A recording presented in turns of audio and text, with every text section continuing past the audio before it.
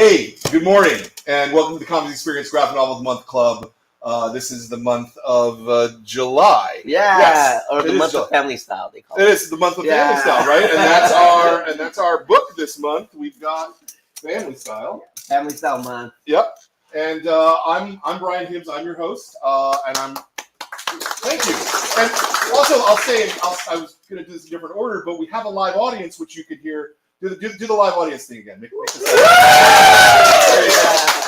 haven't done a live audience in a while, so we're having some weird technical problems, but it's all good. It's beautiful. I'm really happy to have PHAM here. Oh, did I pronounce that right, by the way? it's pronounced tin, just like tin. A can, just tin. Yeah, it's okay. fine. Yeah, but I like to take it all. Excellent. Yes, excellent. Well, I loved this book. I thought this was a smart book. You guys love this book too, right? Yeah. Everyone's had a chance to read it. Yeah, great. Yeah, no, it's a pretty amazing book, and it has a lot of heart and it has a lot of truth, and I really loved it. So, oh, thank you so much.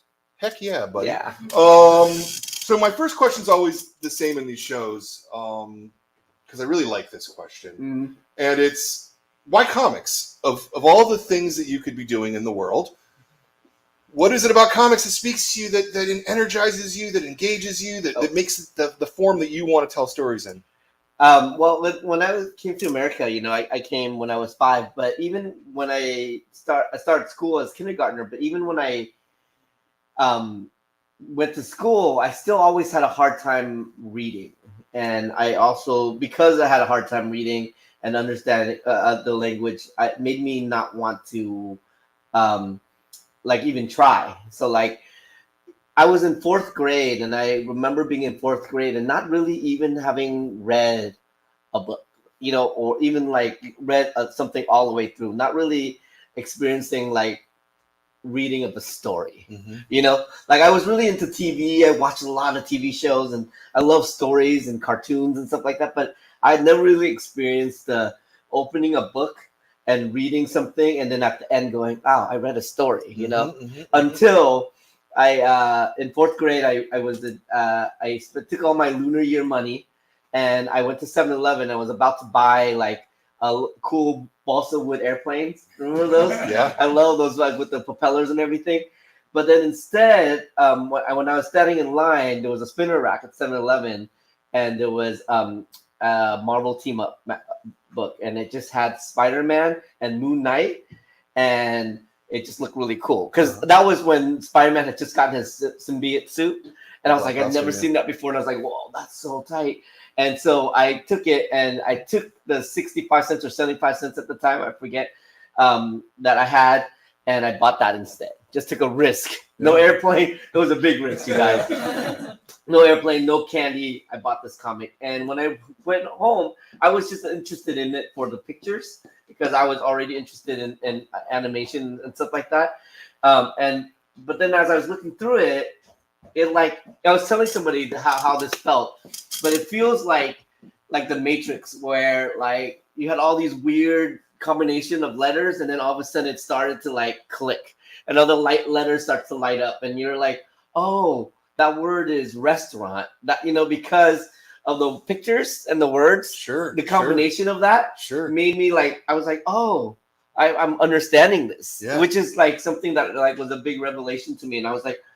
And then pretty soon, well, not soon, because I was still I read the entire thing, and I was like, I sat and read a book, and it was a story, and I loved it, and it was amazing, and it was the thing that I was interested in, and I was really excited to read it, and since then, I was hooked. And so, every week, back then, comics were 65 or 65 cents, and that was the perfect amount of money, I think, because even as a poor immigrant kid, you can still scrounge up 65 cents. Sure. And so every week, 65 cents, you can buy one book every week, that came out. And that developed into this love of comics. I love comics. And as soon as I liked comics, everybody came out with the word that was your uncles and people that you knew that would come and be like, here's my box of Conans, here's my my box. So I had read so many Conans, and I was like, oh, where did I get those books? And I remember having books that were even older, and I was like, how did I get those books? And it was just people just giving it me. Yeah. And I just like devoured them, and all my life I just wanted to draw comics. In fourth grade or later on, I decided I drew my first comic, and it was called Space Dogs. And I remember drawing it and then making my mom go home and go to her work and photocopy for me. And then I would staple them, and I went to school and I would try to sell it for like a quarter. Nice. You know?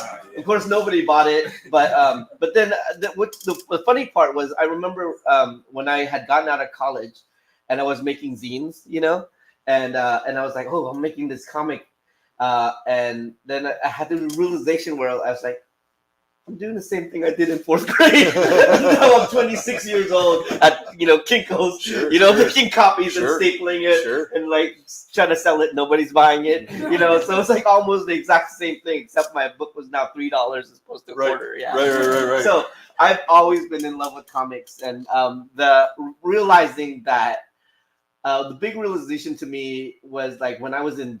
I've always wanted to draw for Marvel and DC, but I realized that like that's not like the stories that I wanted to tell. I wanted to read them, but not the stories that I wanted to tell, and that's not the art style that I was like as comfortable with. And so for a while, I kind of like didn't think I was gonna be drawing comics until I realized that there were people doing comics that I was into, and so that was like a big realization for me.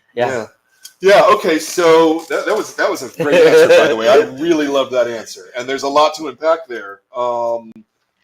First off, I got to say it's so good that you bought that Marvel team up rather than that balsa wood plane, because my memory of those balsa wood planes is that they would fall apart after throwing them twice, and then they would completely break, and you'd be like, "Oh, I spent all this money and I have nothing to keep from it." But the comics actually stuck with you, and I love the fact that you learned your read through comics too. That to me is, because during that time period, really up until about 10 years ago, comics increased illiteracy according to people's minds, right? Which was never true. It was never true. It's always been let you read, but that's fantastic. Yeah, one of the biggest compliments I ever had was I was at the ALA, which is a library conference. And a librarian walked up to me, and they were like, I have a couple kids that are very reluctant readers. I'd never heard the term reluctant readers until then. And when they said that, I was like, that's a perfect word, because so many kids are reluctant readers. They don't want to read.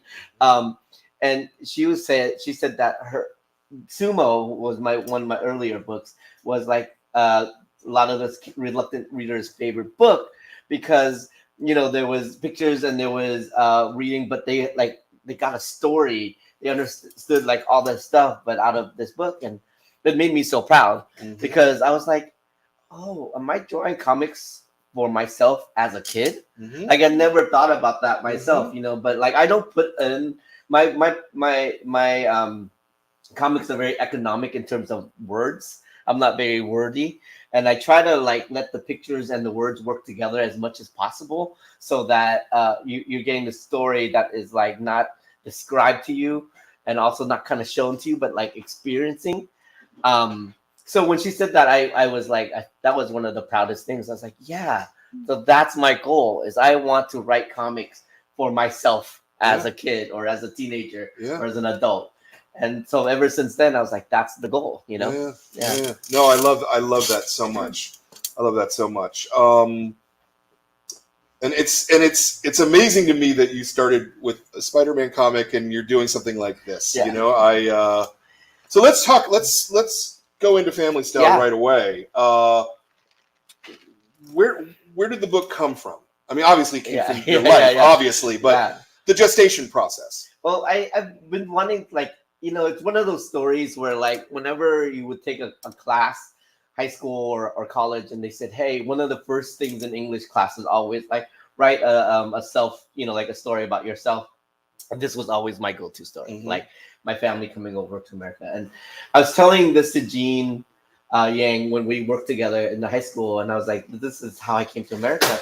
And he was like, bro, like, this is my imitation of Gene. Bro, you gotta make a graphic novel about this. You gotta do this book. And I was like, I was always kind of reluctant to do it because I didn't understand. And then I wanted to do it, and I started to draw it, but I never was able to get it. Like I would start and stop. I have like concept sketches for this book all the way back to like 2008 or so, like that. You know, I would always start it and stop, and I would never be able to finish, and I didn't understand why.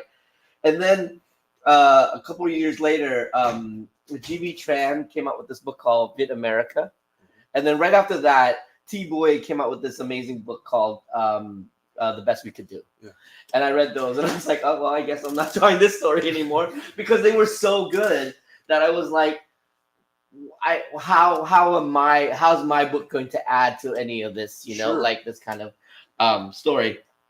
And it wasn't until I talked during the pandemic. I had a chance to chat with my mom, and I would visit them every week. And I sat down with them and I asked them, "Hey, can you tell me the full story?" Because I know the kind of the gist of it, and I know little bits of it, but I don't know the full on story of how we came. So I asked my parents and my mom at the time.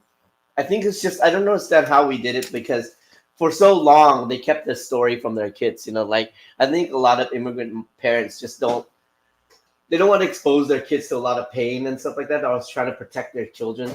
So my parents never told us the full story. So I don't know what happened, but I think it's because I was old enough. I was like 45 at the time. And my parents were getting older and we were stuck there because it was pandemic and we had to talk to each other. So they finally told me the story and it was like so amazing. It was like one of the most like moving stories that I had ever heard. And as I was listening to them tell it, it was almost as if it wasn't in my life. You know, it was like, tell me more of this crazy story. Like, who was that? And I remember thinking, like, just looking at my parents and thinking, like they're the heroes of the story. You know, like this whole time I was coming into thinking that I'm going to be the person that's like the hero of the story. And I realized when the realization came that like, I'm not the hero of my own story, you know, then it made it, I was like, oh, and it was, and I really was like, okay, I gotta draw this story. But I still had no idea of where my voice was going to be in it until my mom turned the question around on me. And she was like, I guess you're sick of talking. And she said, what do you remember? Like she's like, what do you remember about this trip? And I was starting to tell her, and I realized that everything that I remember, like I was like, Mom, I remember, the only thing I remember is on the boat, you gave me this rice ball. And then I was like, oh, then we came to America. I remember the first potato chip we ate. And then I was like, oh yeah, I remember that steak, all that. And then I realized that all my memories, and now I'm realizing that all my memories ever is all tied to food. Sure. And like meals that I've had with people, the things I've shared and you know, like that pizza I had with my friend late at night or Denny's or whatever. And I was like, that's my way. Like, this is my voice. It was to tell this story through my memories and love of food and of the things that surrounds us as we are having a meal together. Yeah. So I got super inspired, came home, and like I always tell people, like, I'm not a very good writer. And I'm just an okay artist, but I'm an amazing cartoonist, you know, because it's a whole separate art, you know, and there are a few times where I think like a story or a comic would just like kind of fly out of you, you know, like you can't really control it. You just draw and it just comes out so easy, and it just like is like there's no like fight with it at all. And that's what this was. I didn't even write the story. I didn't write it. I didn't outline it. I didn't do anything. I just sat down on my my little iPad and just started drawing it one panel at a time as my parents were telling me the story. And one of those things where I had to get it out. And back in the day, you know, if we had to get something out really fast, you would make a zine. You'd be like, okay, I'm gonna draw this, copy this, I'm gonna put it to some. But nowadays, You lucky kids. You have this thing called the internet, right? So I was just like, I'm just gonna throw this on Instagram. Yeah. Like, and I had no plans for it to be published, no plans for even myself to publish it. I was just like, I just want people to read the stories as soon as possible. So every page I would finish, I would work. There's a little aside from it, like my process in the back of the book, but I would start in the morning, draw, finish at 7 o'clock at night, and post it at 7 o'clock at night. You know, like with no editing, just threw it up there, and and that's basically how it went. And I just did it, and luckily my publisher who published Sumo and Level Up saw it and was like, oh, this is great, and they wanted to publish it. So I was really happy that happened. Yeah, I mean it's a really, really unusual way to make comics. to not pre-plan, to not it's really incredibly rare that I hear something like that, because most people are like, oh no, I wrote a whole script, and then I did the layouts, and then I spent 9 months doing that, and when I changed a bunch of stuff and rebuilt the story. Well, I definitely have to change a lot. Like so basically when the publisher took it, I was excited. I'm like, here's all the stuff that was on Instagram, and they're like, this is a mess, and they're like, we're gonna have to take all this Instagram post and basically make it into a book, a coherent book that, like, because you can see, like, even if you look at the Instagram post now, the drawing for the first post not as good as the drawing of the last post. The art just varied, the color palette differed, so many typos, so many like just incorrect English in general, missing words. And so basically my editor, so I love dearly at First Second, basically took this mishmash of Instagram posts and formulated into this beautiful book that I am like so proud of. So they did the work of assembling it. Oh no, I assembled it, but I mean they did the work of like saying you gotta fix this and that, and give me advice on how the stories would go. There are a lot of artists that are like, I want as minimal editing as possible, and then there are some that are like, I would love for you to help me make this into a good reading book. And I'm one of those. Like, I would love for you to take this and help me to make it. So yeah. Well, I mean, particularly because you did it in such an unusual way. Usually all that work is done up front, right? Like, again, you write the script, they read the script, they go, I like the script, but this part could, Right. Yeah. But they trusted me to do it. Like, they didn't ask for a script or anything like that. They said, hey, we trust your process, and if you want, this is the process you're going to go with, we're going to do it. Yeah. I don't, I mean, did you redraw chunks of it then? Yes, I did. I redrew a bunch of it. I recolored a bunch of it. And we definitely relettered. Like, we had this fight where they were like, wait, what is your font size? It's a 6. And they're like, that's too small. And I was like, no, it isn't. It's fine on the internet. And they were like, that's too small. So we had to like reletter. I just, like, again, doing things out of passion is great for some things, but sometimes it creates a mess. Sure. And then you just have to fix it later. Like things that like people normally would do, where they would put word balloons on another layer so they can adjust later. I didn't do, so all that stuff had to be redone later and stuff like that. Yeah. Wow. Yeah. Wow. Okay. And so I guess my next question is if you were already having to redraw and rebuild and pretty much touch every single panel, right? Yeah, a lot of them. Yes. What led you then to keep it in that same Instagram format, I guess we'd call it, as opposed to kind of rebuilding it as an actual comics page? You know what I mean? Yeah, no, I learned a lot about drawing comics through Instagram, which is something that like is weird to say. Sure. But I coming in, I was like, I know everything there is about comic sequential art storytelling. I'm a cool guy. And then I started drawing Instagram comics, and I realized that because of the nature of Instagram, where you have to flip each image, and then you also have to, basically wait to the next day, that the page turn was always something that I love. Like, oh no, what's gonna happen next? Page turn, boom. I always love that. But I never thought about was the kind of cliffhangery process of each panel. Yeah. So like if you made each panel kind of like a page turn, then people are like down. Like if you have a stack of 10 images in an Instagram, what's making that person flip to the next one? You know, and that's why I started putting into my comic story where I'm like each panel is also a mini cliffhanger, so that the next that they want to go on to the next one.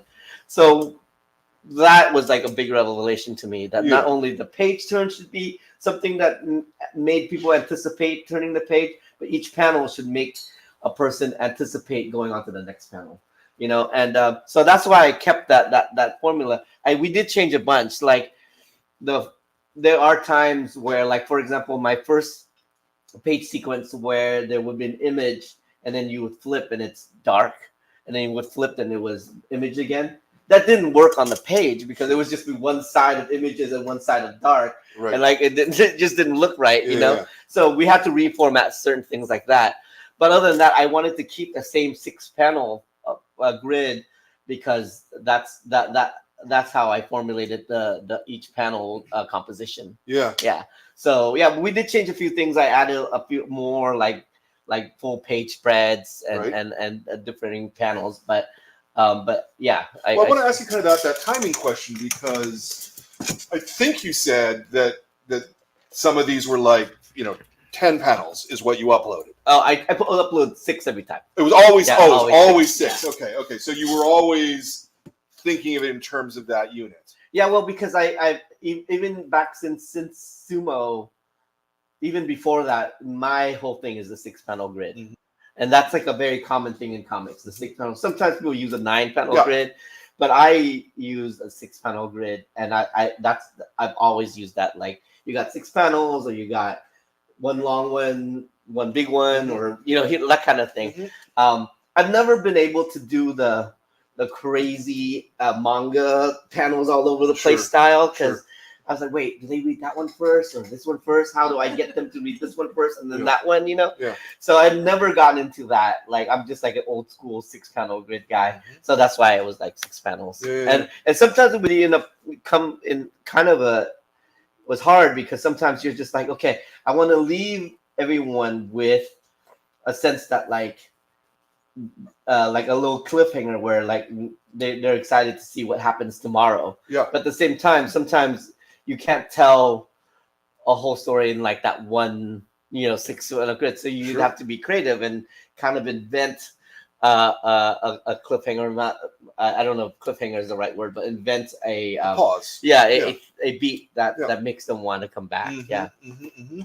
Where were there places that after you were assembling it for the book, you went, that one doesn't work. We have to rebuild this page. Yeah, well, like that, I was saying that the first part where in the boat where there's images of the pirates and then images of Black, it doesn't work because when you send it onto the page, it just becomes like that. And there are a few like where I added things for emphasis, and like there's not that many emphasis, because if every panel is the same size, then there's no panel that's more important than others. Sure. There's a few panels that were like, this is an important moment, and yet it's still just the same size as everything else. So then you have to take that panel out, make that panel bigger, but then you have to like figure out how to put another panel in there. So yeah, a lot of timing stuff.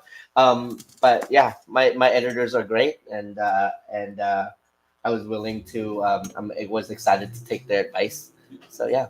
So you were doing a page a day. Yeah. Essentially, 6 panels a day, putting it up. Were you hitting that 7 days a week? No, 5 days a week? I gave myself. I finally. I remember. I texted Mark this. I was like, I got to give myself a break. So I gave myself a Saturday, and then a few times in between, I would give myself a break by making these comics where basically I asked my parents questions, and I would draw little comics about asking my parents questions. And those comics were easier to make because they were black and white, and they were like 4 panels. And so when I needed a break between like a chapter, I would do a bunch of those, like, and they're actually in the end notes. So the end notes of it are these little strips that I made where I would ask my parents questions that people were asking me on the internet, or that I had to like clarify.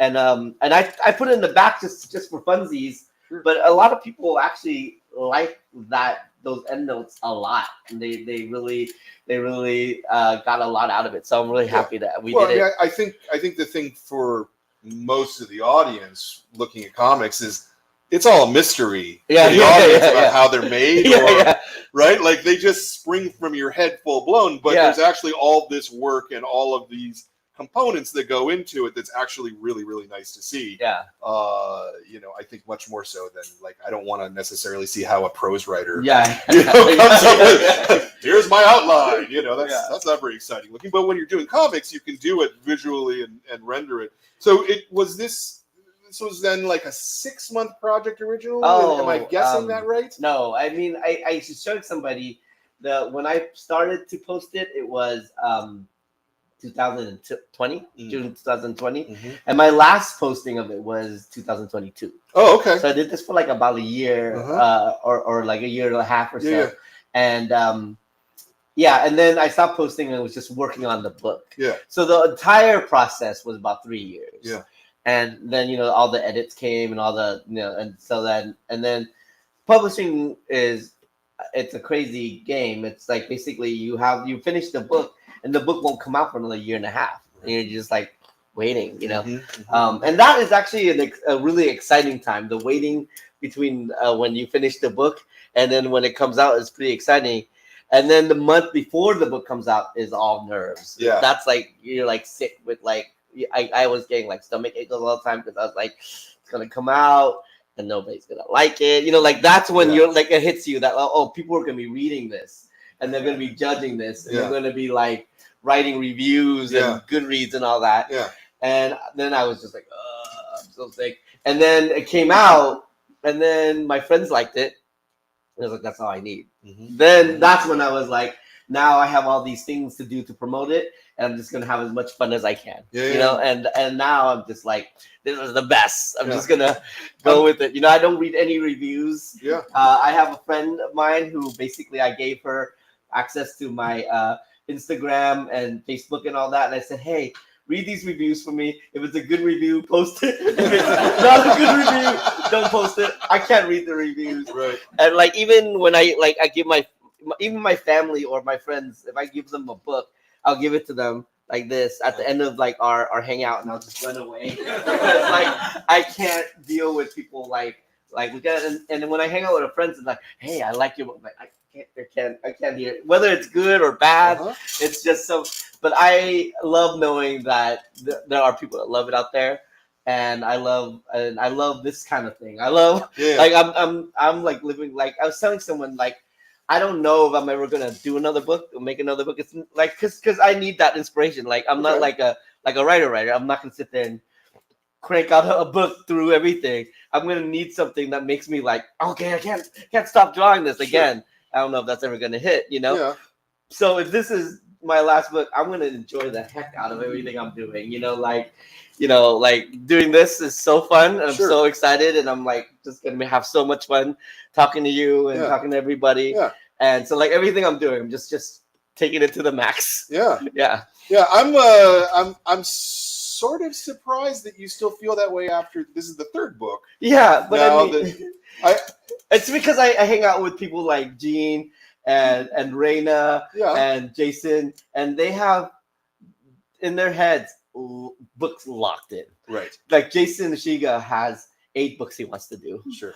And he doesn't even know if he has time to do them all. And Gene is always like, yeah, my next book is gonna be this and that. And I'm just like, they're like, what's your next book? I'm like, I don't know, bro. So I love it when the feeling hits and I can make something beautiful like this. But for me, it's a little bit further in between. Sure. Sure. Yeah. But your peers come to you, right? And they say, we love this. Yeah. We love this. No, really? Wow. Okay. That's why I say, no. there. I would think, I would think that if Gene Yang was coming to me and saying you made good comics, buddy, that I would be like, Jin Yang would never say that, first of all, because Jin Yang is like my older brother. He would never be like, he'd be like, good boy. That's what he'll say. But yeah, I don't want to hear it, especially from Jin Yang, where it's just a weird thing I think I have. But also, yeah, they all want me to do. They're like, you got to think about what to do next, what you're doing next. But it's like for me, I just need that like extra like bump of like, oh yeah, I need to do this book, Yeah, So yeah. And also, I'm not a full-time cartoonist. We didn't talk about this yet, but I'm also a high school art teacher, and that is my career. I love teaching high school. I love teaching art. And like, if you were like, hey, Ted, I'm going to give you all this money, quit your job and draw comics. I'm like, I can't. Like, comics is always going to be my side gig. It's always going to be my extra thing, because teaching is always going to be my career. I love it. And so I've never needed to do another book. Like, I don't need to do whatever. So that way it opens up that when I do a book, it's a book that I love and a book I'm excited to do. I'm never going to do a book that I'm just like, I guess I'll do a book because I gotta pay the bills. Sure. So yeah, so that's kind of my thing. Doing this though didn't take away from. Oh, not at all. Teaching school, no, right? No. So in fact, it helps like when you do a book like this, because I learned a lot, and my students also follow the process along with me. Yeah. And they follow my Instagram, and I also at all these events, I see a lot of ex-students, or students at the time, and they're really proud and they're excited. And a lot of my students now also want to do comics, which is really interesting, because when we were growing up, nobody wanted to do comics, and not only that, teachers did not want you to do comics. Even when I went to art school in 2000. Like late 90s, 2000s, the teachers at art school were like, don't draw comics. Like they wanted you, like, they're like, do fine art, do illustration, but comics, that's no good. We don't see any black lines around anything, and us few people that wanted to draw comics were like, what the heck? I came here to draw comics and everyone's telling me not to draw comics. Yeah. And now it's changed. Like, every art school now, it's all like, hey, we've got a comics program, comics. Like, where were you? Yeah. Back when I was going to art school, where were you and your love for comics, Yeah. So now, when students that I have as an art class, they're like, I want to draw comics, or I want to do character development for animation, or I want to do, video games. It's nice. It's nice to be able to be like, well, let me show you about comics, and I have a friend in character development. I have a animation. Let's talk about that, because these are all viable careers now, whereas when we're growing up, it's like, you're going to starve or you're going to try to draw comics. Sure. Well, but let's talk about that for a minute, because it seems to me that there's still plenty of people who are starving to do comics. Right. And it strikes me, Kat and I talk about this all the time, that so many of the people who are making comics successfully today are doing so because either they're already wealthy enough to do so, or they've got somebody else paying their living, or you don't for the labor involved. Yes, that's the doing thing. Comics is not usually a minimum wage job. Yeah, nobody is going to give you an advance to cover 3 years of your life. Right. Because comics, and especially for the book market. For books, when they look at a comic, they say, this is going to take someone a day to read, or whatever. And you want to be like, no, you got to look at the nuances of each panel. It takes me, like, when I read a comic, it takes me a long time, because I'm looking at, like, how each panel is constructed, how it's informing the next panel, all that kind of stuff. But, for most readers, they just like, oh, okay, I got the story. It's great, or whatever. So yeah, like to me though, it's more of a viable career, because a lot of the people that I know, a lot of the young cartoonists I know, are doing so many different things, at the same time, and you can make it work by, like, you do your book, you can illustrate other people's books, you can do all these other things, and I guess it's more viable than when we were younger. Sure. Yeah, there's definitely people that are not make, it's hard because it's really hard work, especially when you're doing things that when you're taking a risk and doing things that are like people might not be doing some new stuff. But I see it a little bit more valuable. I do talk to Gene and stuff like that a lot, where I would say there's only when you watch a movie, and in this movie there's a successful cartoonists that are living this life where they're like got a beautiful apartment in New York, and Right. they're working on the next book, and they're getting paid all this money. That's not a thing.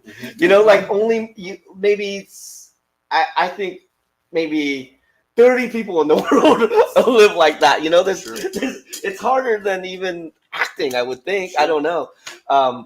But the dream of doing it, and the voice, if you have a unique voice, this is your time. Sure. You know what I mean? Sure. Whereas before they would be like, what, you want to do a story about Asian immigration, about Vietnamese people coming over America? I don't think that's gonna sell. Yeah, you couldn't have done Yeah. that. But before, now, yeah.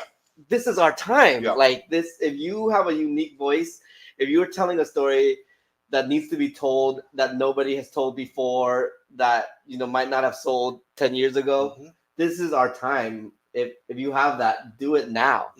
This is when everyone wants it, and this is when everybody needs it. Yeah. Because in the 70s and the 80s, it was possible to have a middle class lifestyle.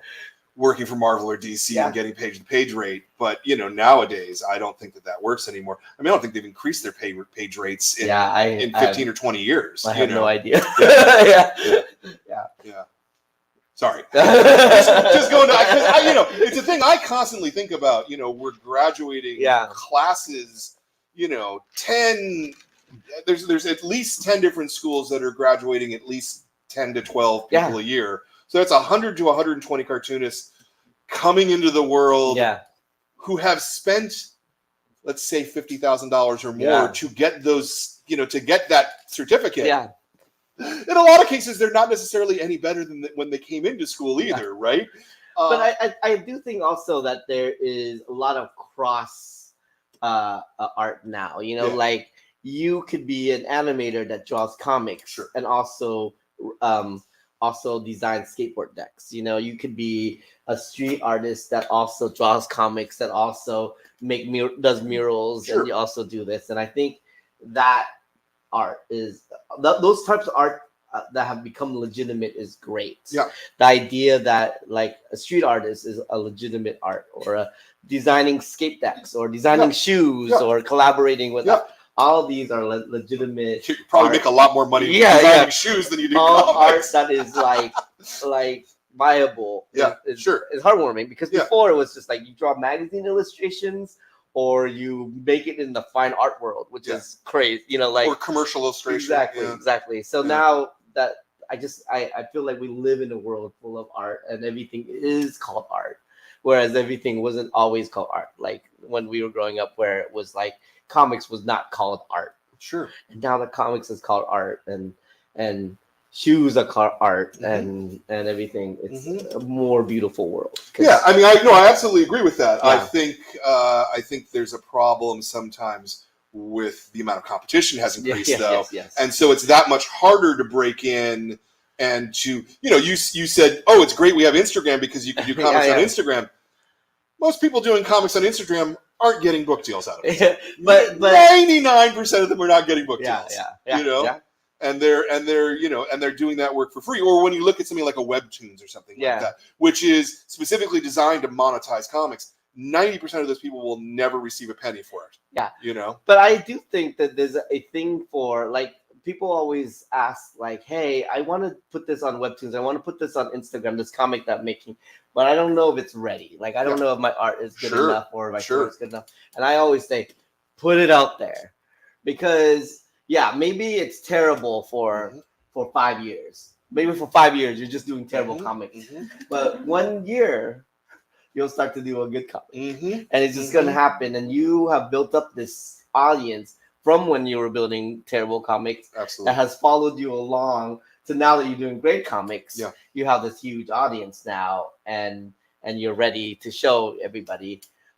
So I also think that every time I see a terrible comic on Instagram or whatever, I think one day this person is gonna be amazing. Yeah. No, if You they know? stick at it. Yeah. Or if I see it on webtoons, I'm like, oh, this is whatever, not my thing, but maybe it's someone else's thing, and one day this is gonna be amazing as well. Yeah. What's the saying? You've got 10,000 bad drawings in you that you got to get out. Yeah. Very much so. Let me pause here for 10 seconds and go. Do any of you guys have any questions for Tim? Oh wow. Oh, Miles, go for it. Yeah, reading this book and just thinking about like what it was like for you writing it. It was like you were like, remembering and reliving a lot of traumatic experiences. I'm just wondering, like, how do you deal with that emotionally? Let me restate the question just because Sure. the mic. Miles's question was that there's a lot of traumatic experiences in this book that you had to relive. What was that like for you emotionally going through and doing the work?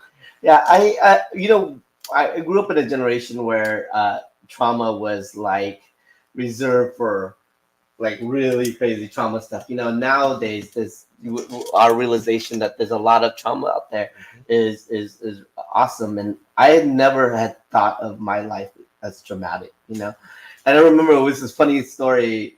I did a talk at CCA, and someone came up and was like, I'm a psychologist for immigrant kids that are traumatized by their experience, and I was like, oh, I'm not traumatized. I said that to her, and she was like, have you read your book? And I was like, oh, maybe.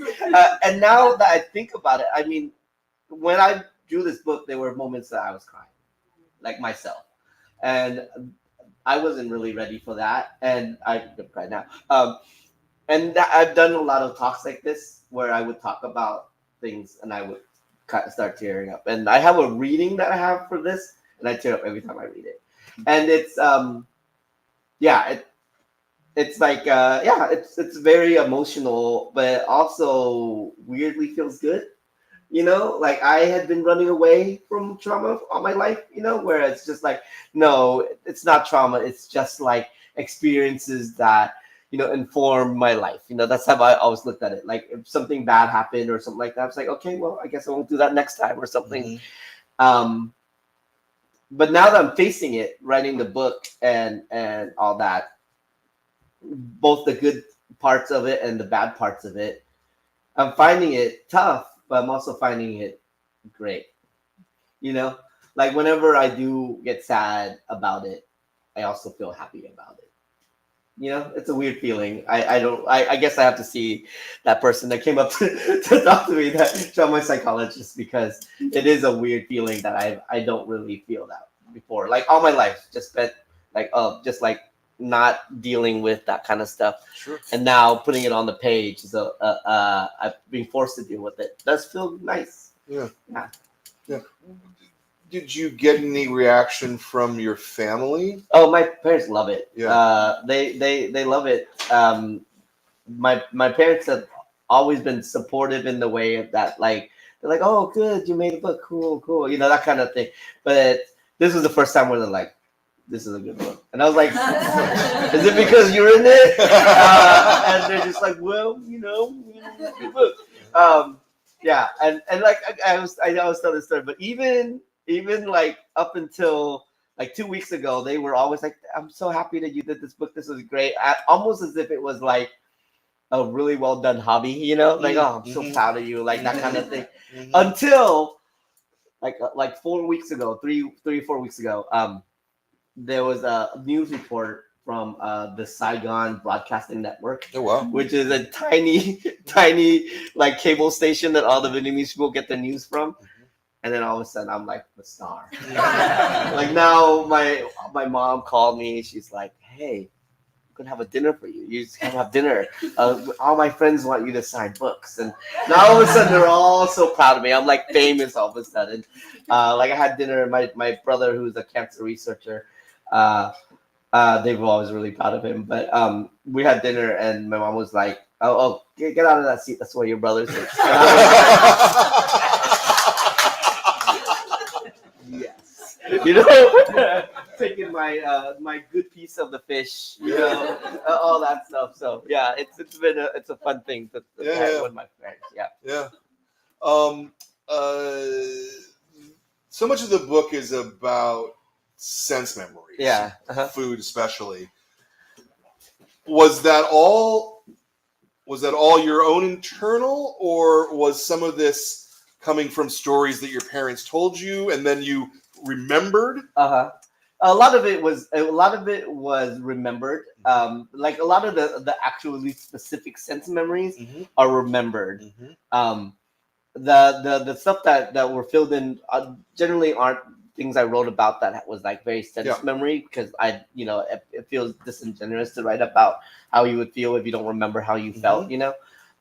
So yeah, like I can still taste that potato chip, you know, like I can still taste that watermelon. I can still feel like going to the beach has always been stressful for me because I hate the smell of the beach, and that's because I was on the boat. I hated the smell of being on the boat. This whole thing, the reason this whole thing started was Gene Yang asked me if I saw Pirates of the Caribbean. And I was like, I hate that movie. I hate that. And they're like, why? It's like, because I hate pirates. And they're like, why do you hate pirates? I'm like, because they're not cool. They're like, they're mean people that take things from people. Yeah. And he's like, explain this. And then I told him my story. That's why he was like, you should tell this story. Yeah. But yeah, there's things like that like I fully remember. And it took my parents to connect the dots, basically. Yeah. It's like, oh, yeah, the reason we had those strawberries was because we did this. And, oh, yeah, the reason that we did that was because of all this situation. Right. And, yeah, so all the sense memory, the real intense sense memory, like the beginning of the book, the really intense part of the book, the reason I did it that way is that's how I remember it. Like, that's how... those are like my nightmare or dreams, exactly like the way it's portrayed in that book. Sure. So yeah, some of that stuff is very close to me, and some of it is filled in, but the sense memory stuff is always like things I remember. Yeah. Interesting. Oh, that's really interesting. Please. So, what would you like to do with this? Live action or? I have a pitch. Like I love the show Reservoir Dogs. And I would the only like I don't really think entire movie of that follows this is to me would be that interesting, but I would love like a Reservoir Dogs style refugee camp dramedy sitcom. You know what I mean? Like just life in a refugee camp with kids, but in a refugee camp, like I've never really seen that before. One of the neat things about the book is when I asked my dad about the refugee camp and about the boat trip and all that, I said, Dad, that must have been horrifying. Like we had no money, no food, no water. There was like one bathroom for thousands of people. That must have been the worst. And he was like, no, it was actually, he remembered as it's a moment, it's a time, one of the best times of his life. And I remember like that too, even though we were living in such squalor. And he said, look, we had so much joy because it was a community of people. We're all there together. We're all kind of in the same boat. Sorry about the pun. We're all in the same situation. And we all had hope. Yeah. They all had they've made it through the hard part. And now they're just waiting for a brighter future. They were all together. And no matter how bad the living situation was, they were helping each other out. They were having fun with each other, like they can get as much, doing the best with what they had. You would have parties where the main dish was like canned sardines from a can and things that like Laughing Cow cheese that we managed to get from the whatever. And that was and then it was great, and so that's why I came up with this idea where I was like, that would be neat to paint like a refugee camp as not the saddest thing in the world, but as a group of people that are just helping each other out to make it and trying to have as much joy as they can. So when I did the book, I try to put as much joy as I can into it, because my parents said they didn't remember as being that time as being sad or desperate at all. They remember it as a time of hope and joy. Yeah. And so a lot of the book is about hope and joy and luck, really. Sure. Than it is about just being so sad and stuff like that. No, I mean, I imagine being in school those first couple of years and not having the language yet must have been much harder in a way. Yeah. On one level, right? Because there's all these kids around you who you can't communicate with now all of a sudden. Yeah, I mean, I remember like the reason the magnet was such a big deal for me was that was like my comfort. Where I remember sitting there thinking, I don't want to talk to these kids anyways, and just kind of play with my magnets as if like that's like my only friend, you know. It was very tough, but again, being in that community was the thing that helped me through it, you know, like being with a group of kids that also was in the same situation and helping each other out was the reason I got through that. Yeah. And now to this day, whenever I do anything, I seek out that community. Like if I draw comics, I seeked out a community of people, and I found Jason and Gene and Lark and all that. And when I became a teacher, I seeked out a community of teachers and students that I love, and like, you know, that community. Even when started, you know, playing with Legos, I seeked out a community of people to do that with, you know, and I've always done that in my life. I've always like seeked out communities, and a lot of that is because of how I grew up, you know, like the community in the refugee camp, the community on the boat, the community of people on the in the apartment complex that we all settled at, the community of people that helped us. I mean, we would have never made it without the people around us. Yeah. And I, just like my uncle Young in this book, where he was like, when I came here, there were people that helped me, and now I want to be the person that helps other people. I'm like this kind of the same way, whereas like I came to comics and a lot of people helped me. So now when people, when young artists or comics people have questions or, you know, whatever, I'm 100% willing to help, you know, because that's how community works. Yeah. Well, take it to the political just for a minute. America over the last 8 to 10 years has gone very anti-immigrant, anti-community in a lot of ways. What's your feeling on this? Well, that's you know, it's a little bit of a spoilery, but because like that's kind of the last chapter of the book, and that's why I wanted to include it so much. Was that living in California, I've been so lucky. You know, I've never felt like there's a little instance, and it's in the book, where I felt racism, but I myself living in San Jose, then coming to Oakland, California, I've never really felt that. I've always felt that diversity in California, and I've never really gone outside of California very much, so I've always felt great living in this area. And then when 2016 hit, and then there was news of people like very anti-immigrant news, like sending them back. You were just hearing chants like that over the TV. And I didn't really think that would affect me that much, but it really did. You know, it was like very, like, and the other thing is you also had other immigrants who had come to America. A couple of Vietnamese people I talked to were also the same way.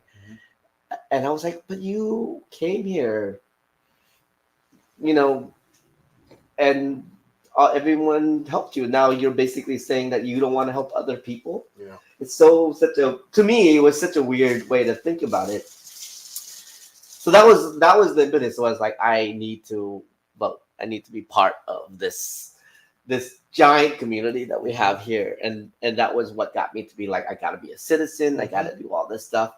And I think this is you know, like the overused word, but I was woke. I woke up, you know, like I was like, yeah, my insular world is great, but there's a lot of things happening out there. Yeah, it really was the 2016, all the stuff that was happening, and seeing, like, having my eyes open to things that were happening all around the country, and even in our area, when it was finally like, oh, it is happening here. We just didn't know it.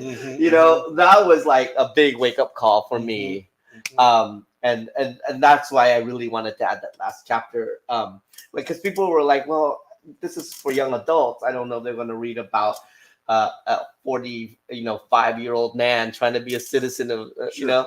And I was like, but that's it. That's like that's how where I am now. That's all this beginning, all the beginning here informed the end, Sure. and all the end is what made me look back at the beginning. Yeah. So it's so yeah, it's a bit. It makes it. I think a lot about it now. Yeah. But for a long time, most of my life, I didn't. Yeah. I mean, as an American, I feel the same. I grew up in New York City. I just took it for granted that we were a melting pot. Yeah, I could see the Statue of Liberty. Yeah. That was what I believed in. And then when I found out as an adult that a lot of people don't actually believe that, I was just, it shook my world in a way that, I have faith though. I'm a high school teacher and I see my students now, and I really have a lot of faith in our kids. Yeah. They are smarter and they're more in touch with themselves and in touch with the things around them way more than we were in high school. Yeah. Way more. When kids, talk about, gender identity and stuff like that, I'm just like, oh, we never were able to sit down and talk to anybody about this, and I have this faith that they're gonna fix it. But I mean, I guess our parents had to think we were gonna fix it too. So I don't know how that's gonna work out. But yeah, I really do. When I see my students, I say, oh yeah, it's gonna be okay. Yeah. No, I get that. Do we have any other audience questions? Love to hear if you got anything. Please, in the back. Oh, thank you so much, and thanks so much, and for our comics experience. I was just wondering about what are your favorite moments as people spread the word of your book. I know this one is early. I mean, this is incredible. So just thank you. any way you want us to spread on social media. Do you want to rephrase the question? Yeah. The question was, how would I rephrase it? You rephrase it. It's like how I've had a good experience with people spreading the word, and how would I want other people to spread the word?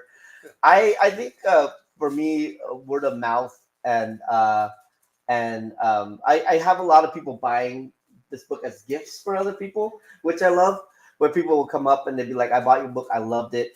I have other friends, or I have family members that are also Vietnamese immigrants, or people that would relate to this book, and I want to get it for them, sign for them, or whatever." Yeah. And that's great. Like I love that, and hopefully people will also like spread the word that way. I like that, and whenever people tag me on Instagram, I don't really have any other social media other than Instagram, but I love it, and I'll repost it.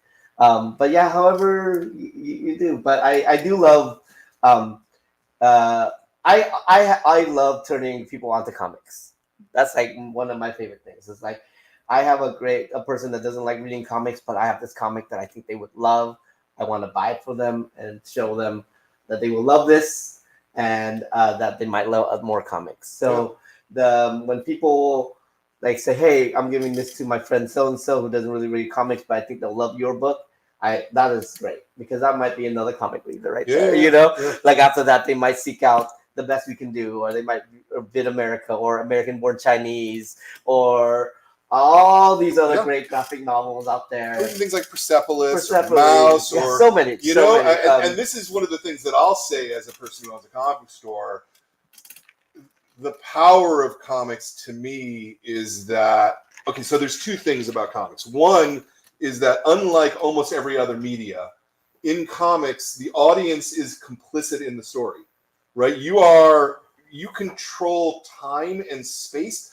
The author puts the panels down, but you determine how they're read and what impact they have on you. So it's much more participatory than most other media. And so from that point of view, when you get a book like this, especially, that's showing you someone's life, you live that life in a way that I don't think other media allow you to. You can watch a film that has filmed things that are but it's all kind of distant because it goes at the pace that the author has given you, whereas you control the comic a lot more. And so I think that the educational part of comics is one of the most powerful parts of the medium. That you can read a book like this and you can actually feel in a way what you went through. And when you talk about food and your sense memory from food, everybody has that and they can relate it to their own sense memories in their own life. And it makes us all more human together somehow. I think that's what I would say. Yeah, I read a friend of mine wrote a piece in the Comics Journal, and I usually don't read reviews, but I wanted to read this one because she got so much out of it that's different than maybe what I had intended or that I even thought about, that made it so deep. Like, because you can read a comic, two people can read the comics and get different things out of things, and that's what I love about comics. It's that decision you make in when what the author doesn't say, and it is like, I think for me it's the best media form ever. It's participatory. It's also storytelling. It's also art. It's also writing. It's also all these things that makes it so great. And I've talked to people who have, from like people that are immigrants or not immigrants, like as far as, you know, like having life that is as far as my book as possible, that still can take something out of it, you know. And it's pretty universal story. It's even though this is a specifically Vietnamese coming to America, the immigration story is very similar to any immigration out there, you know, and also, but also not even immigration, where it's just like a story of, like, you know, past and how you deal with it now and all that. So I think it's a pretty universal book. Yeah, and the last thing I'll say is that, and to sort of second his comment, is that so much of comics happens in the gutters, right? Like it happens in the space between the panels, not in the art itself. It's in the connections that you as a reader make between one idea and another. And that, I think, makes it bigger in your head, you know? There's nothing I would rather do ever than sell comics. I'm so lucky that I've been able to do this my entire life, and I've made a living doing it, and, you know, I can support artists. We're lucky that you're doing it. No, but it's a chicken. This is an amazing store. Thank you. I've been here for years. I appreciate that, but it's very much a chicken and the egg thing that I wouldn't be able to do it without you. Yeah. So, but I wouldn't be doing what I'm doing without you. That's why we're a community. Fair. Yeah, exactly. Yeah. So it's a big love fest. You know, that's what we do. Yeah. Anyone else? There's another little. I just had a quick follow-up. Yeah. You said the journal comics. The Comics Journal. It's a magazine called the Comics Journal. It comes out 3 or 4 times a year. But they have a good online presence. Yep. Yeah. Yeah, we have copies here somewhere. Well, we can after the thing's over, you know. Really good in-depth writing about comics, serious writing about comics. Yeah. They do have a good online presence, but it's not quite as. I love that you keep innovating in the store, because times change, right? Sure. But I was just listening to the book club that you have, which is such an innovative like thing. You know, like I've never. You know, it's just something that's so fun, and it spreads out comics, and it allows people from all over the place to experience a community of people that are all reading the same thing. Yep. But it's not like a pressure to like have to discuss it. Yep. It's just such a great concept in comic stores. I haven't seen that a lot in different comic stores, and I just think that's awesome. Yeah. Well, you know, I mean, again, it's there's certainly. The majority of my peers who own comic book stores because they're big fans of Marvel Comics. Yeah. And so what they sell is Marvel Comics in their store because that's what set them on fire the first time. I was also set on fire by superhero comics, but very quickly I saw the range of material, Yeah, yeah. and it became the medium that excited me. You know, it's weird that it's not weird, but in my head, it's a little weird that so much of the world associates comics with superheroes. Yeah. Because that's sort of the least part of it to me, you know, these days. Well, I love comic book stores now. Like, we used to go to comic book stores, and they were dark, and like everyone was like everyone gatekeep. Like, oh, you heard of this comic? Oh, of course you haven't heard of this comic. It's sold out already. Right. Whatever, you know, like it was like so much like that. Now you go into a comic book store, and first of all, the staff is not all the same. You know, it is like a diverse staff that is all like into different comics, and they're all very helpful and nice, and want you to read the things that they like. Which is what you want me to read this book? Like, it's sold out, and you want to order it for me? What? It's literally the best so part. Amazing. It's the best part of selling comics is setting someone on fire with your passion, and knowing that they're then going to go set 2 more people on fire. But then how come in the olden days they were like, no, we only want well, because again, comics were genre then rather than medium, and you know, and it's ultimately the fault of the Senate hearings. You know, I mean, no, but it literally is. For those of you who don't know, there were Senate hearings that comics were corrupting the youth in the 1950s, and then the entire comic book industry, because they were afraid of the government coming and putting penalties on them, decided to self-censor. And so no publisher published anything that was smart or entertaining for many decades, because they were afraid the government was going to shut them down. And it took the underground artists, it literally head shops, to sort of change that kind of world. And then that brought along sort of that generation of teachers, right, to get it back to what you were talking about earlier. It used to be that teachers thought, oh, well, comics make you stupid and you shouldn't read comics. But now the ones who grew up reading better comics went, no, comics are actually the best possible way you can teach kids. Yeah, and now what's scary is it's going the other way, where people are saying comics are making you too smart. We're gonna ban these books. We don't want you. We don't want you to know about these things, which is very, very stressful. It's even more stressful. It's like like what happened now. It was like before. It was like no one reads comics now. Now too many people are reading comics. We gotta. And it's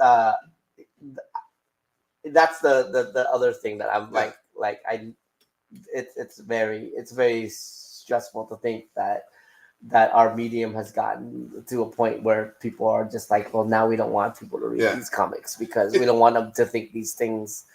And it's it's only been a couple of weeks since the book's been released, but have you yet gotten any pushback from, say, red states who are like, oh, but this is a pro-immigration message and we really don't think that children should be thinking that anymore? People have asked me, but I haven't gotten it. Good. Okay. But Good. Yeah, I don't. Yeah, my book isn't like, I'm not as courageous as some of the other books that I've read that I was like, oh yeah, this is exciting, and that people are trying to ban and stuff like that. But I think you're pretty courageous. Yeah, but I just feel like any voice that people are trying to silence is bad. Sure. And I'm so I'm excited to help fight that as well. Let's talk a minute about audience, because First Second is pitching this book as a young adult book. What was your intention going in? Because the book was for you, right? Yeah. You're clearly not a young adult. Yes. Was the young adult applied after First Second had it, or did you go like where were you in that process? I guess I really didn't like. I really think this book is for everybody. I still think that this book is for everybody. I think this book is for anyone that can understand.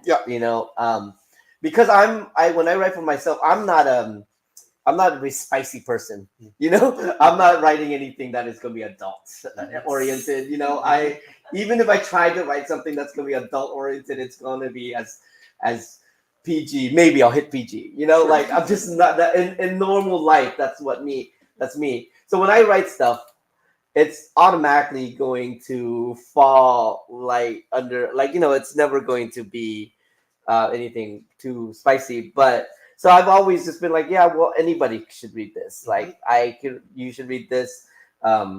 Kids should read this. High school kids should read this. An adult should read this. So I've never really written for any grade. I just write for myself and people I think might enjoy it. I trust my editor or my editors and my publisher to like market it as much as to ever they need. But if people ask me, I say everybody. Yeah. You know, so like when the librarians were like, "Hey, who should I recommend this to?" I say everybody. Like all genders, all race, all ages, all ethnicities, all everything. Because I think everyone would get something out of it, and even if you're too young to fully grasp some of it, I think you'll still get something out of it. And then when you read it later, you might grasp more of it or anything. So for me, it's an all ages book, but I think all ages is not like a great marketing thing right now, you know. So it's just and it's fine. I'm excited. I'm happy that they market it however they market it. But if you ask me, I'm just gonna say everybody should read it. Yeah. It was the only thing, you know, when I was putting out the press for the book. The only thing I changed was I took out the words young adult. I'm just, this book is not this young adult book. This book is. And when I go to talks like this, I see all different faces. Yeah. You know, I see a lot of adults. I see a lot of young adults and stuff like that, and that makes me happy. Yeah. No, very good. Yeah. Any other questions? All right. We worked that. Yes. I want to ask you at least one more question about the content of the book. Okay. Russ, your American host. He's my uncle. Oh, he is an uncle. Okay, I didn't. That was not. So so what happened was my aunt. Okay, that wasn't clear. Okay. Yeah, my aunt. Well, I was unclear on that as well. My aunt is my. So if someone knows what his relation is truly to me, you can tell me. But the lady that I'm related to is my mom's cousin. Okay. She had come to America earlier on a student visa. She was finishing up her grad degree at Michigan State. She married this man named Russ. Okay. So what is he? Family. Yeah, it's family in some way. So they sponsored us to America, and we were this close to settling in Michigan. Interesting. Okay. However, at the last minute, he got a job at Lockheed, and they were going to relocate to San Jose. And I remember when they first announced it, my mom was telling me this. They were like, "Fam family will be going to Michigan," and my family said, "Michigan? Where is that even?" Because everyone's going to New Orleans, Houston, LA, San Jose, and to like Michigan. And then at the last minute, we moved to San Jose, and it was, you know, that's another little thing of luck that, you know, shaped my life. You know, and so Russ has been like, you know, like, here is a funny story. It's like when I was younger, when we would go to parties at other Vietnamese immigrant families' houses, you would go to other houses, and then there would always be one Caucasian person. Sure. And you'd always be like, "Who is that Caucasian person?" And it's always like the host, the person that sponsored them, and like and the loving. And without Russ, you know, our family would not be here. First of all, but he has been a loving influence throughout my life. He's the Conan guy. Yeah. He gave me a box of Conan when I got into comics. He bought me my first bite. Okay. When I was sad about not having nice clothes, he bought me a cool shirt that I always wore when I wanted to feel cool. Nice. It was a lot. And then we still keep in touch. I saw him recently. And without him, our life would be completely different. And it's one of those things where he didn't have to, but he took on helping this family, and you know, and it's the same way I think about when we think about immigrants coming now. It's that, like, hopefully what we've contributed to America or what we contributed to the world after his help is, the thanks or the validation that he had for helping us, and that's why I think it's that we are here to have a better life for our families, and we're here to contribute to this community, this giant community, and I'm hoping I made Russ proud. Yeah, we should all be a lot more like Russ in our lives. Russ is great. Yeah, that's great. No, I was not particularly clear what the relationship was, or if it was like a government program or something. Yeah, so that's pretty interesting. Okay, very good, very good. All right. Well, as I wrap this up, I always end on the same couple questions as well. Okay. The first one is, and I think you don't have an answer for this. Is there something else you want to plug? Do you have anything else coming up? Well, you said you're not working on anything. Well, one of the things I've been thinking about is doing a sequel to this. Okay. Where I go back to Vietnam. Oh, interesting. I've never been to Vietnam before, and it's because I haven't been a citizen until 2016. Yeah. And before, my grandma, who would live with us, was like, "You have to go back to Vietnam and see where you grew up," because she still owns that house. She raised me when I was a kid, and she was like, "You go back with me, and I'll show you where you grew up." And I was like, "Let's do it." And then the pandemic hit, and I never got to do it. And she unfortunately passed away recently. And so when she passed away, I was like, I really need to go back to Vietnam. Yeah. And so I had planned this trip to go back to Vietnam, and I was thinking maybe if there's a story that comes from it, I would draw it. Yeah. And then my mom, when that Vietnamese Broadcasting News Network thing happened, my mom was like, "I'm coming with you." so now my mom wants to come with me. Right. So I'm thinking of that as maybe something that I might want to do.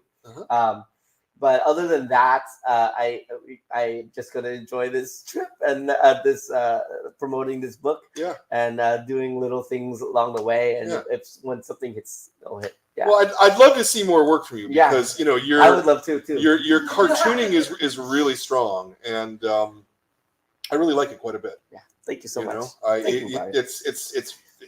It means a lot to me from a person that has seen so many comics out there. You probably read millions of comics in your life. I don't know about millions, but tens of thousands, sure. No, for sure. And every month we've got to figure out what book we're going to pick, and we always want it to be the best book. So, I mean, we legitimately thought this was the best book of the month. So, thank you so much. And so then my last question, and you kind of alluded to it a little bit already, is this is a long-standing program of interviews. We've done a lot of books. There's almost 300 hours, I think, at this point of interviews with cartoonists. And so we do get a lot of people who watch these shows who want to make comics themselves. Oh, yeah. And one of the things I constantly hear is, I want to make comics, but I'm not sure of myself. I don't know where to start. I don't know how to do it. I'm sure you hear this all the time as well. So what's the piece of advice that you would give someone who wants to make art but doesn't know where to start? And it can be something, psychological. It could be something spiritual. It could be something practical. Any way you'd like to answer that question, because all the answers are right. Yeah. I mean, my go-to answer is always to just do it. Like, just do it badly. Like, I look at some of my zines that I try to sell to people. Unfortunately, myself, I have a huge, almost to my detriment, self-esteem. I think everything I do is amazing. And sometimes I look back at the stuff that I did, I'm like, that was not amazing. But at the time, I was like, this is amazing.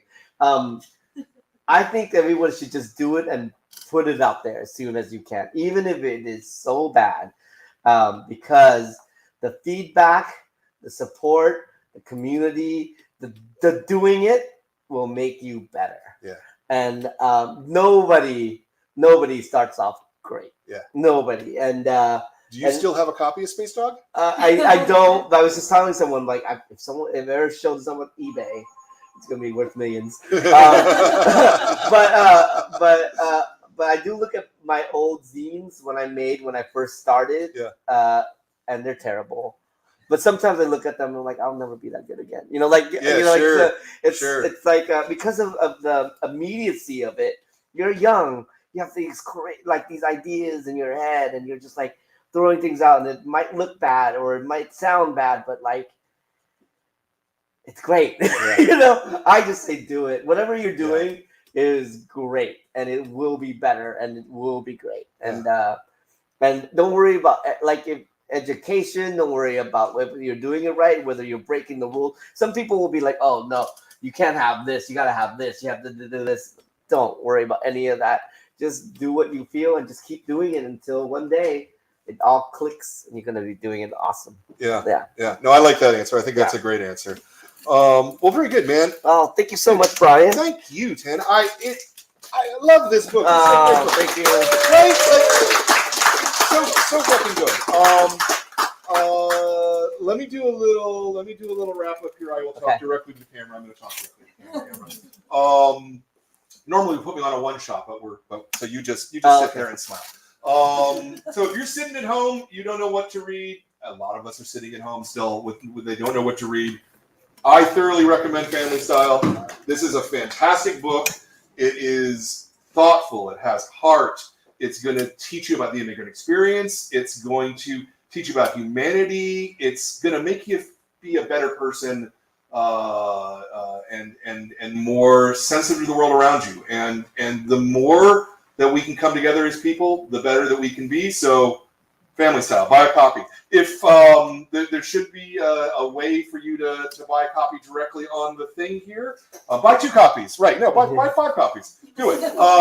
If you buy a copy from us, and there's the little link thing there. If you buy a copy from us, you will also get a really cool signed book plate like that. That is that we have, and every copy will have that. So do that. I would like to make a couple thank yous. I would like to thank Jordan, my producer, for doing all the backstage stuff that nobody sees. But we could not have it. Like those credits that you like. That was Jordan, man. It looks so nice. Thank you, Jordan. Yeah, I want to thank Ben for running the show and doing the camera. My son. Yeah, my son. I want to thank my staff. I want to thank Zoe, and I want to thank Pat, and I want to thank Katie, who's not here. Literally, the reason I'm able to sit here and do these kinds of interviews and talk to people about comics is because they do most of the hard work these days, and and it lets me do this. So, thank you guys so much. I want to thank all the members of the club. We could not do this without your support. Join the club. It is a great way to get fantastic books every single month that all have signed book plates, and they come with these interviews, and it's really cool. Blah blah blah. There's a thing at the end of the show that'll do that. And last but not least, I want to thank all the cartoonists in the world because, as I said before, I could not do this without you. So thank you so much. We can't do this without you. I get it, but you draw first. People were drawing comics before I ever opened a comic shop, so thank you so much. Yeah, no, man, it's totally my pleasure. And those book plates are only available here now, so if you want that particular plate, order from here. Yeah, you should do that. Do that right away. Our next adult club is Arca here. By Van Jensen and Jesse Lonergan, which I probably mispronounced the last name. We'll fix that though next time. Very interesting piece of science fiction about social injustice. It's really good. You're gonna like it. That's next month's adult club, and then the kids club for next month is a book called Ultra Laser, and is by a number of French people who I'm not going to try to pronounce their names right now because I know I will butcher their names, but it's really a pretty book with lots of beautiful artwork, and it's smart and it's good. And that's what the next couple things we got coming up. So join us next time. Join the club. Be here. We'll do this some more. We'll talk to you later. Thank you for watching this episode of the Graphic Novel of the Month Club. If you enjoyed what you were watching, please subscribe and hit that bell up in the top corner. If you enjoyed the books that we're talking about and the creators that we're talking to, every month we pick a brand new book. The staff votes on it. It's a program that helps keep our store alive, and we'd love to have you as a member. You'll get a new book every month. Just follow that URL at the bottom of the screen.